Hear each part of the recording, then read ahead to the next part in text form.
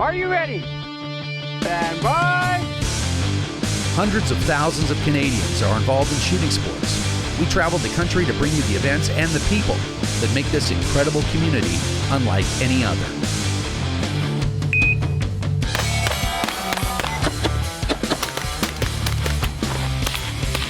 Whoa.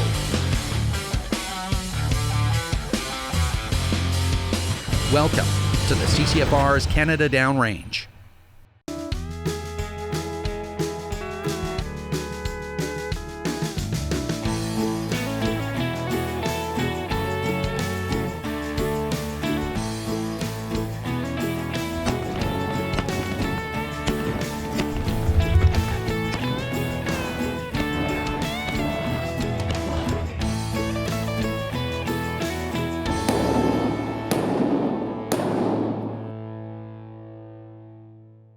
My name is James Davidson. I'm the trainer and farm manager here at Willoughby Ranch. I teach women and children, men of all ages, skill levels, how to ride, mostly Western riding, horsemanship, the language of the horse so they can better, communicate with the animals. The way I'm going to do this is I'm going to shoot these first two going strong. I'm going to pick up my right lead. I'm going to have my gun out. When I cross this starting line, my gun's going to come up, hammer back. So this gives you a very fast run home after you shoot. You've got a lot of room between your fifth red balloon and your starting line, okay? It's been a long process getting ranges approved here in Ontario, but we now have several ranges approved for shooting at. So that was the first step, getting a club going here in Ontario and getting ranges where we can shoot. Next thing we need participants, we need shooters. And even that is a bit of a challenge. There's a lot of elements that go into it. We need good equestrians with high caliber horses. Then these equestrians need to go out and get their RPALs, their restricted gun licenses, so that they can participate in this sport. Beyond that, then we have to get insurance. There's a lot of challenges that we have to go through here in order to be able to do this sport. But it's an enjoyable sport, and we have a lot of equestrians from a huge variety of backgrounds. I'm Victoria Dawson. I'm actually an ER physician in the GTA. I became connected with Cowboy Mounted Shooting through a couple of friends of mine that said, okay, you know what, you really have to try this. So they knew I was into horses and firearms, and it was kind of a natural thing to put them together. I think it's helped me as a person. As a female shooter particularly, it's given me great empowerment. The media, everybody is telling you, as women especially, you need to fear firearms. You need to fear them, you need to be scared of them. I'm saying no, you need to learn about them. You need to learn how to handle them properly. You need to know what the safety rules are. You should know how to use a firearm.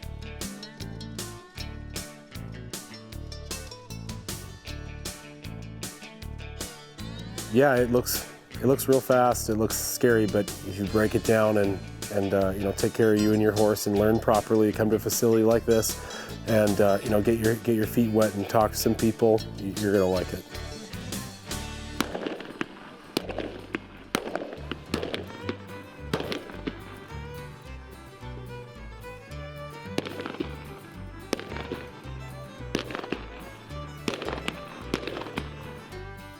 We have our doctors and our professionals that are doing this. We have our everyday cowboys and cowgirls that actually work. Some of our members are ranchers and who are raising cattle, and some are working in the industry, like teaching children and bringing up our future cowboys and cowgirls. My name is Jane Bueling, and I'm from Welland, Ontario. I'm 13. I've been riding since I was around 7, and I've been with James for about 3 years. He's very encouraging, but he'll also criticize you to make you better, but he never puts you down. He just lifts you up.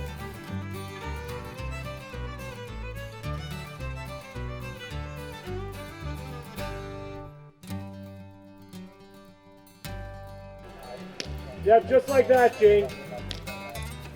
sit back, look up, and get your gun out and go. There you go. There's nothing wrong with breaking your horse down for a simple lead change, right? Just hold your horse up, a little jog for a second, guys. All right? And if you need to, safety first. If your horse is acting goofy, holster your gun, throw it down, however you need to stop your horse safely, okay? When I was younger, I started riding with my cousin, and then my coach retired, so I came here, and it was kind of just the thing he was doing, and I got into it, and I really loved it. Willoughby Ranch is like a big family. We all have fun and like to go for trail rides, but then get serious too, learning stuff and excelling in our shooting. And James is a great coach. I started shooting in May of 2019, and I did a few competitions over the summer. I did one in the States where I could actually shoot the gun, and I did a few here, and the last one we did, I won.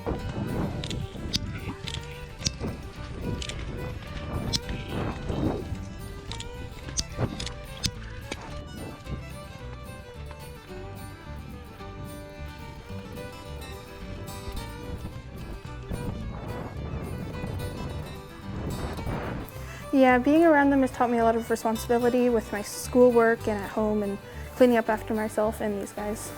Horsemanship is number one for us, and taking care of our horses and making sure that they're comfortable with the sport is paramount.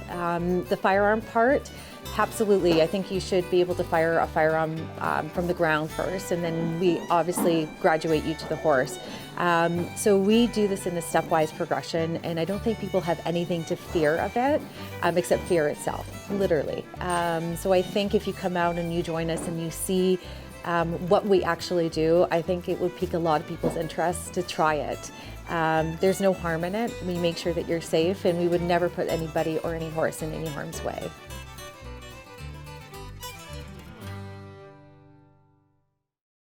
The CCFR's Canada Downrange is brought to you by The Shooting Edge,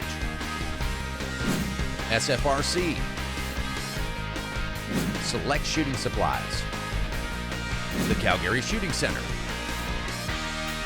Target Sports Canada, and Canuck and Bagheera.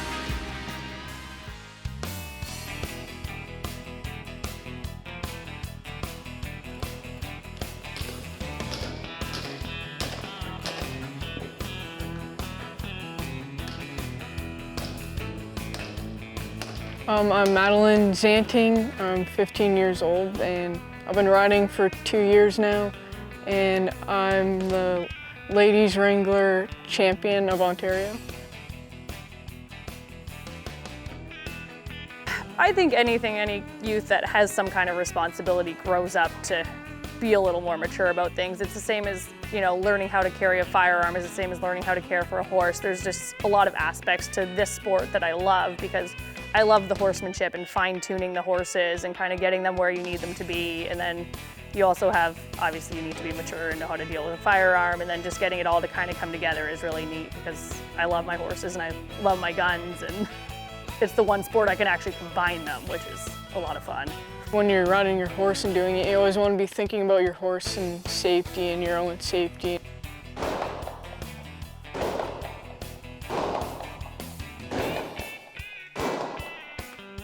In America, how it's a right to have a firearm, here it's a lot more difficult, and I wish it was more accessible to us up here. Just our laws are so much tougher, right? Like as far as like the ATTs and like carrying the handguns around, so it makes it where we're storing everything a lot tighter and stricter than, whereas in the States, I talk to my friends there, and if they want to go practice their shooting, they can just go in their backyard and shoot off their horse and not even think twice about it, whereas here we have to get the approved range and all that kind of stuff. I come here about twice a week, and I ride for a little over an hour and do some chores and look after the horses. Oh, I love it. I ride my horse every day, and I get on other horses, help James train them. I've been riding almost every day, so I'm building my skills every day, and I just have like the give to go, I guess.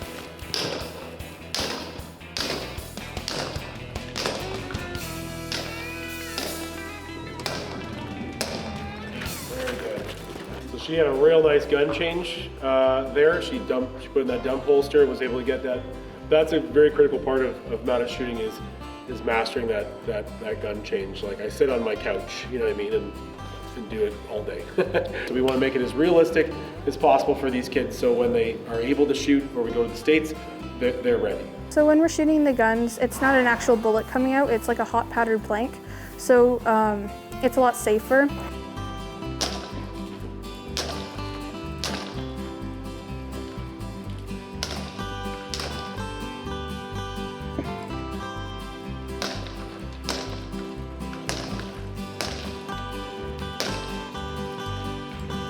I really love them. They're all different and have their own personality, so it's really fun to ride them and connect with each of them.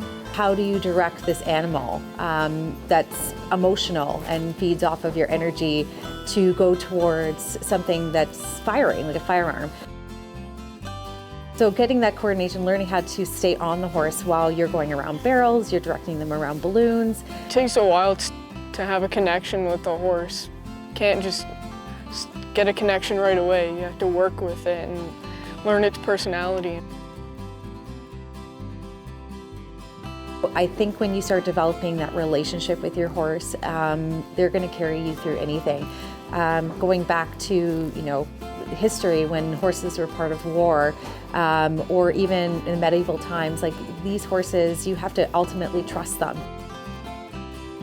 They trust you with their lives, you're directing them. So essentially, they need to be comfortable with you, you need to be comfortable with them.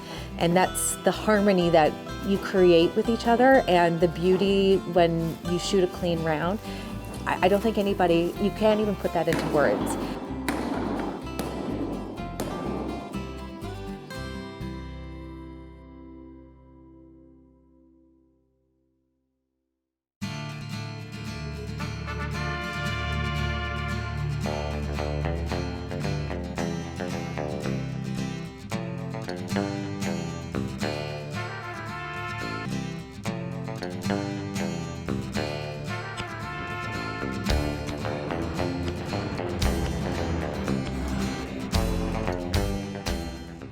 I am part of the DFSR, Doctors for Safe and Responsible Use of Firearms. So it's my physicians like myself. A lot of them are in the emergency department, work in the trauma sector, are various specialists, but we've also gone one further and included other health professionals. And what we're saying is we don't believe that the ban would work, and we don't believe in firearms bans. And we're trying to send the message that there is other things that we can do in order to create a less violent society. And we want more help for our mental health patients. We want to address the people that are feeling so down that they, once again, might harm themselves or somebody else. We want to intervene with them early, and we want to help them right from the beginning, because you ban firearms, they still have access to knives, to cars, to everything else that could become a weapon. We need to be together, and we need to be brothers in arms, or so to speak, in order to attack the real problem. It's a big part of my life. I spend a lot of time here, and I wish I could spend more. I think exposing them to it at a younger age is so much better. I think that's a lot of the problem. Like I'm the only one in my family that shoots. No one in my family does. And all of them, I think, are almost more afraid of handguns, so they get their backs up, they get defensive about them, they say they're scary and all this, and it's just such a lack of education, I think, that whereas if they're exposed to them, I think they would be a lot more accepting of them. If someone were hesitant to come into the sport, I'd probably tell them that it's a lot of fun. It's not as scary as it looks once you try it and you find how good you are at it. And if you have a coach like James, then he's very encouraging and he trains you well. The horses mean a lot to me, and so does the sport and everyone I'm around when I'm here. In the future, I hope to go further with the shooting and more in the States and get better and have fun. Yeah, I just want to do my best, and you just want to reach your own personal goals. You just want to get to, the higher levels and do what you think is the best for yourself. Working in the emergency department, and I get it, it's regional specific, but I have to say that I see more injuries from the soccer field or from the football field or hockey arena than I do from firearms. And yes, there is the illegal use of firearms that causes harm, but when you put it into the legal realm and you have licensed people who know how to use firearms that follow the safety rules, honestly, it's probably the safest place you could ever be. It's a place here that everyone wants to be around.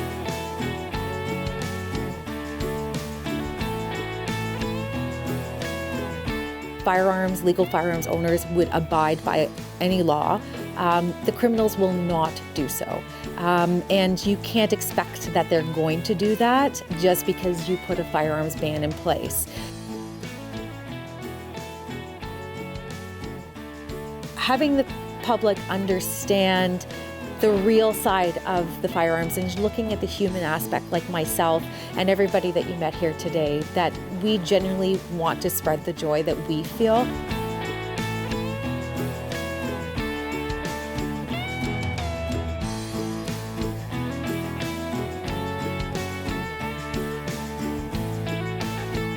And people can say, well, if it's not about the firearms, then why have them? It's the firearms that bring us together.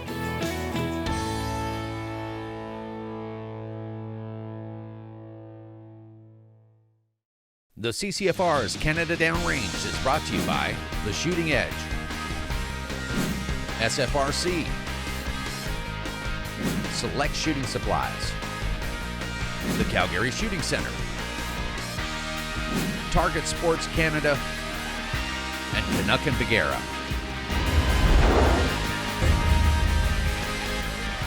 Hey guys, I got a pro tip for you today. One of the most important things you can do for your community is get people into shooting, right? We want more PAL holders out there. And one thing that you're probably going to get asked is somebody's going to say, well, how do I get a PAL in the first place? So it's quite a procedure in Canada, despite what some people in the media would like to tell you.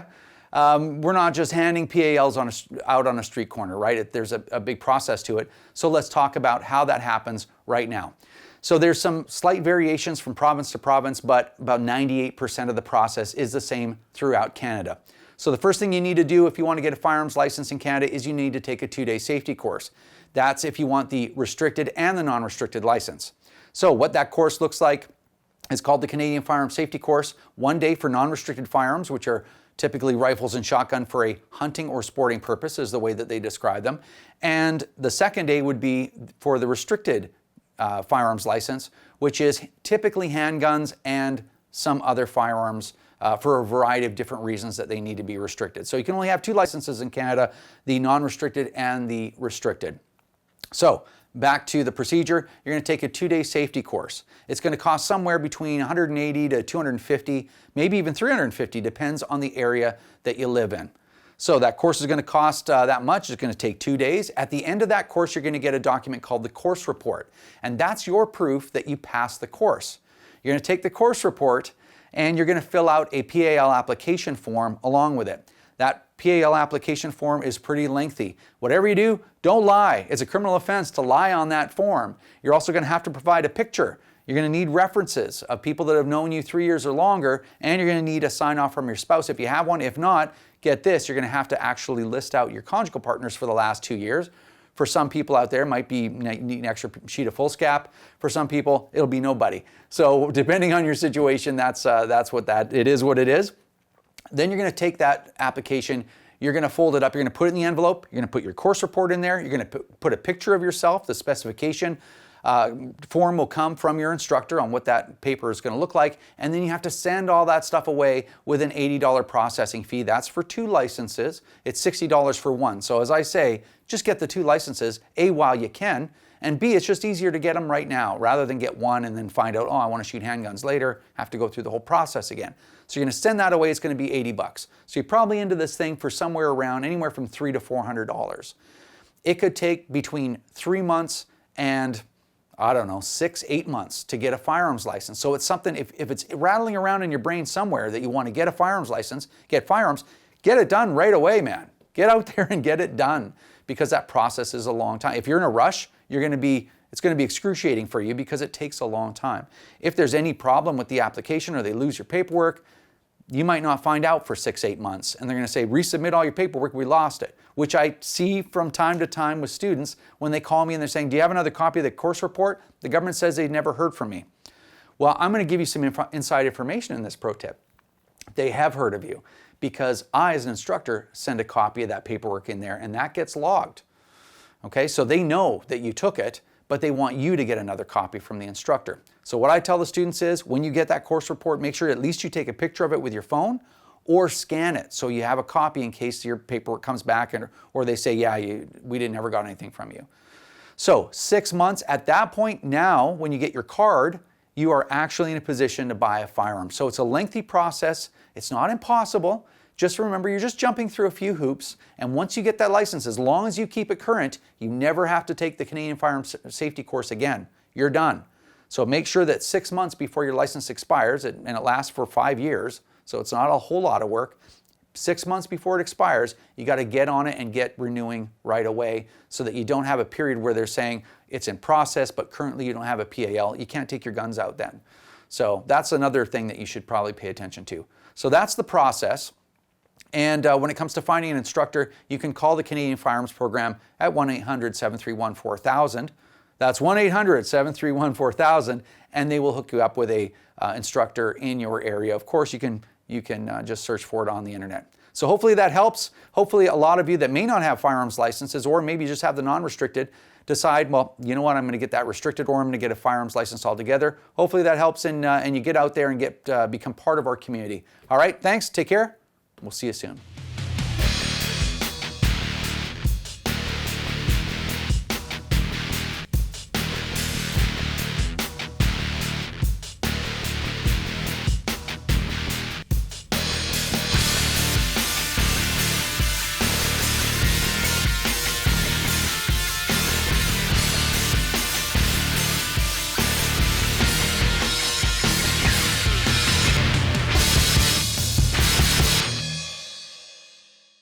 Remember, if you don't stand up for your own ability to own and use firearms, who will?